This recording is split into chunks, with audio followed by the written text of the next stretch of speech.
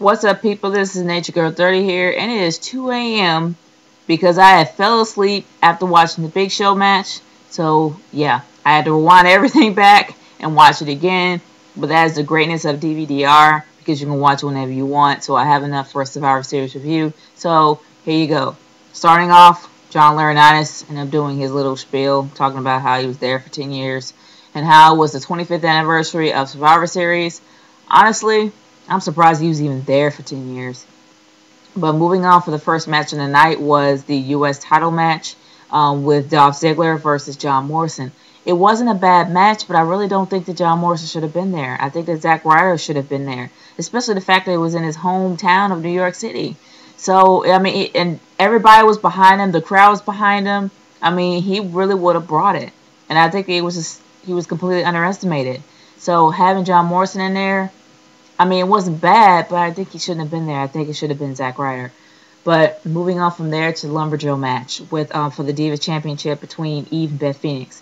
I was so happy to be proven wrong. I was right before when John Morrison lost. I was so happy to be wrong for this one because Beth Phoenix really did bring it. The fact that she did a glam slam off the top rope to Eve and completely knocked her out had me screaming. I was so happy because it really does show her more as a dominant champion here. Whether or not that they're going to bury her on Raw tonight, you know, I have no idea. I really hope that they're not going to bury her because they really did show how great of a champion she can be. But honestly, the only thing that bothered me about this match was the fact that the uneven amount of characters. And what I mean by that is that usually for Survivor Series matches, especially if it's, well, not Survivor Series matches, but if it's for like a lumberjack match, there's always the faces and there's always the heels on the other side. And the heels would toss the face in while the face would toss the heel in. It wasn't like that. There were more faces than there were heels. There were like a whole bunch of faces, 4 heels, and 4 neutrals.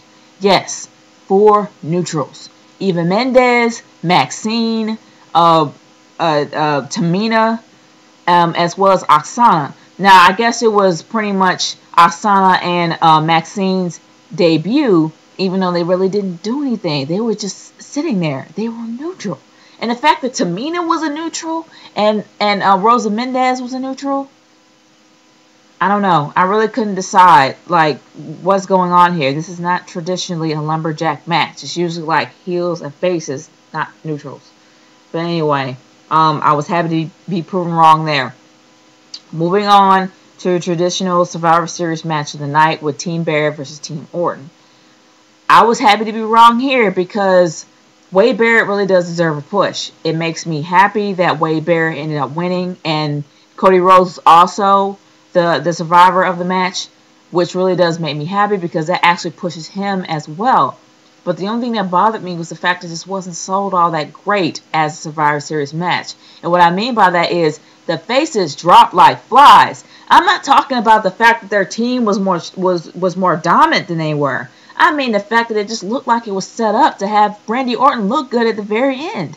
I mean, especially the fact that how all the faces went out. I mean, for crying out loud, Sin Cara got hurt again. I mean, he got hurt in the match to the point where he eliminated himself. And the fact that Sheamus got disqualified. Are you serious? It was all set up to make Randy Orton look good at the very end. Even though Randy Orton lost and put over Wade Barrett and Cody Rhodes, it was still set up for him to look good. And that's why this kind of took me right out of the match. It wasn't traditional Survivor Series style like how I'm used to.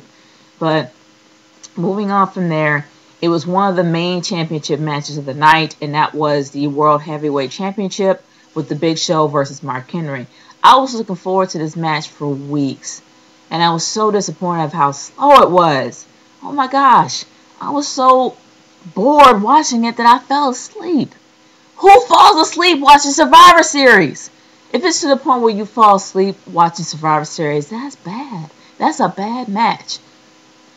The only good part about it was the fact that the Big Show got revenge on Mark Henry by literally taking a folded chair and breaking his ankle.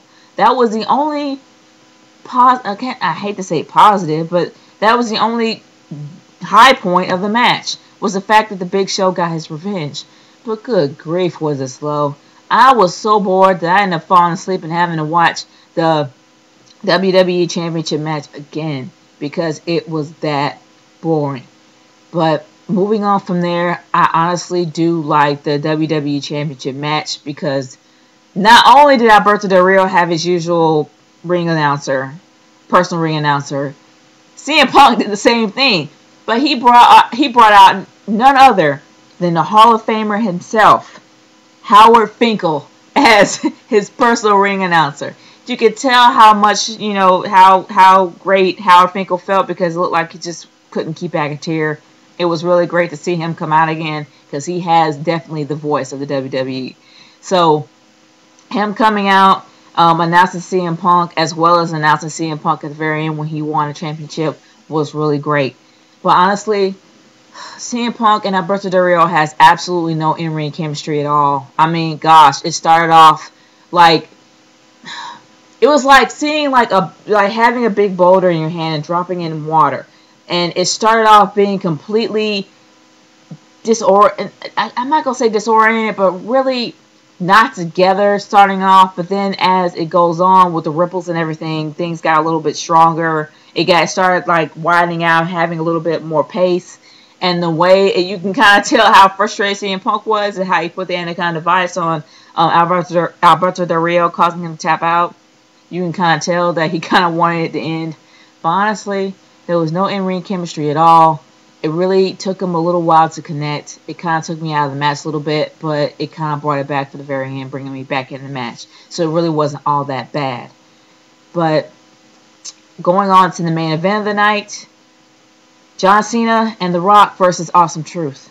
John Cena shouldn't even have been involved. I mean, I have never seen The Rock this fast, ever. He was fast during the Attitude Era, but he's even faster now. And it seemed like that The Rock was more dominant than ever, that he could have taken out the Awesome Truth by himself.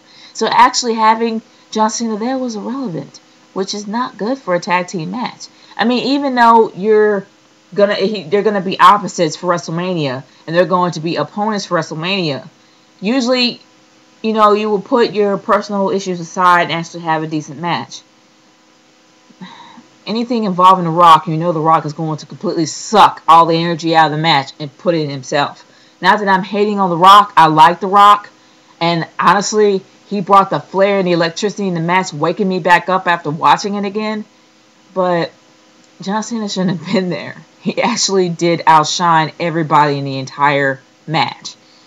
But all in all, I cannot say that this pay-per-view was worth its money because the Survivor Series match was set up to have Randy Orton look good, and the way that everybody got put out was sad. It wasn't traditional. And also, the Big Show match was slow as syrup. Oh my gosh, I have never seen anything that slow. And also the way it went down, the fact that Mark Henry got disqualified by kicking him in the groin was sad. I mean, that was a terrible way to go out. And I can't say that Survivor Series was worth its money. I can't say that Survivor Series was all bad. But it just wasn't worth its money. It wasn't worth the $49.99 that it's priced to be. But all in all, it wasn't a bad pay-per-view, so I'm not really totally hating on it. But like I said before, it's not worth its price. This is the Nature Girl 30, signing off. Peace out, y'all. See you later.